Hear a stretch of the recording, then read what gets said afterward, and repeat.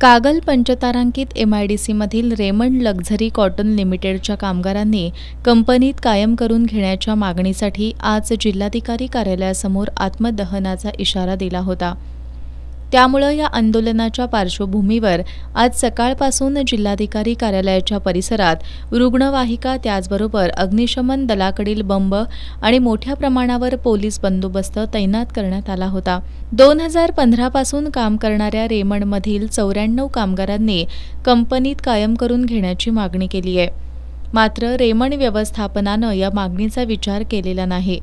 त्यामुळे या कामगारांनी स्वातंत्र्यदिनी जिल्हाधिकारी कार्यालयासमोर आत्मदहन करण्याचा इशारा दिला होता. त्यावेळी पोलीस प्रशासनानं पालकमंत्री मुश्रीफ यांच्यासोबत या कामगारांची बैठक घडवून आणली होती.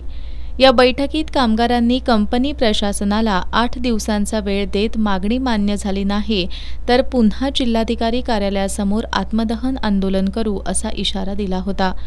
कामगारांच्या मागण्याबाबत कंपनी प्रशासनानं अद्याप निर्णय न घेतल्यानं या कामगारांनी आज पुन्हा जिल्हाधिकारी कार्यालयासमोर आत्मदहन आंदोलन करण्याचा इशारा दिला होता.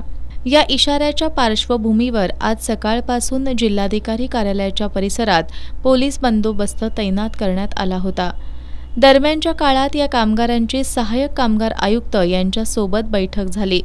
आमच्या मागण्यांबाबत निर्णय न झाल्यास आम्ही आत्मदहनावर ठाम असल्याचं या कामगारांनी सांगितलं. यावेळी कर्मचारी युनियनचे उपाध्यक्ष जयसिंग पाटील, नवाज शेख, सचिन खामकर, मदन माने, अवधूत शेणवी यांच्यासह कंपनीचे कामगार उपस्थित होते. कंपनी प्रशासनातील जबाबदार अधिकारी कामानिमित्त परदेश दौऱ्यावर असल्यामुळे या बैठकीत ठोस निर्णय लागण्याबाबत साशंकता आहे.